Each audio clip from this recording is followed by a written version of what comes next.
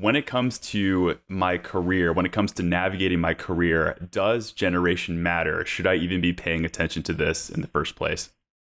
Yeah, so just to level set on generations, there are roughly 5 generations in the workplace globally. We have the traditionalists who are about 75 years old and older, primarily out of the workforce, but some are still here.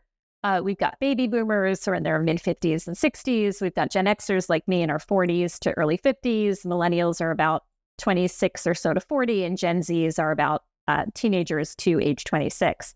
Where I think that's important is I think the era in which you enter the workplace, your first job, is really impactful. So, I mentioned that my first job was at a .com magazine, and that was a very different experience than somebody who had maybe started as a woman in business in the 1950s or as somebody entering the workplace today after the pandemic. So I think the economic circumstances, the opportunities that are available to you, and the culture of work really influence people's decisions. So I think generation matters there.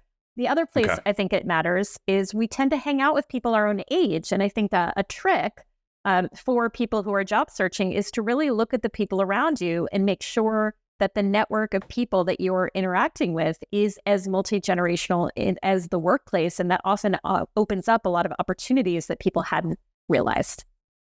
Okay, that makes a lot of sense. And second, I would love to talk about just the importance of generational diversity. I've been a fan of it for a long time, just this concept.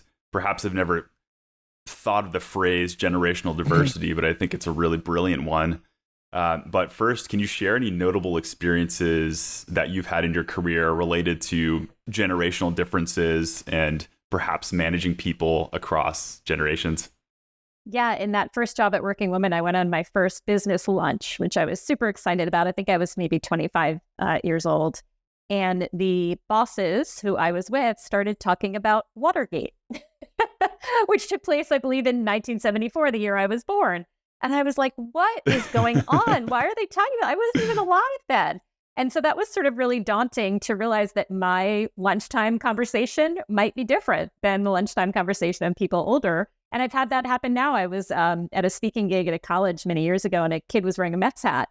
And my family are Mets fans. And I said, I was at the World Series in 1986. And he said, I was born in 1987. So I was trying to bond with him, and I was making myself look old. So I think sometimes our reference points are not the same as everybody else's.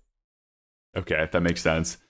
I think about my past life as a restaurant manager. I'd manage a lot of folks who were typically my age, but occasionally we had career bartenders or career servers who had been doing this, and they were in their 50s and 60s. And I remember some of the same references and really trying to relate because I wanted to be seen as somebody who they could respect. But it was tough for me. I can't vibe or bond with talking about historic events from, the 70s and 80s, so I think that's a different aspect we have to think about.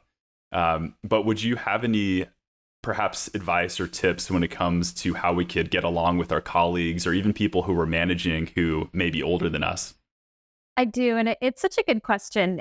There's a technology entrepreneur named Gina Pell, and she came up with this term that I love, which is that she aspires to be a perennial.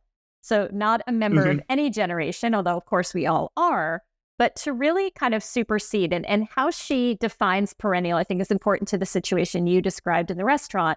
A perennial is someone who knows their history and keeps up with the times.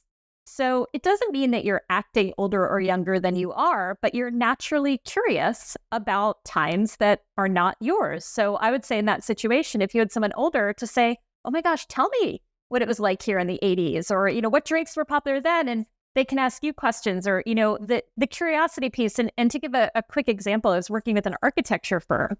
And if you became an architect before the 1980s, you really learned to design with a pencil and paper. And after the 1980s, it was all about CAD software. And so I think if I were a young architect, I would want to talk to people who did it by hand and understand what that was like. And of course, people who learn that way need to understand CAD. So I think it's about that mix of the past and the future, not that one is better or worse, good or bad.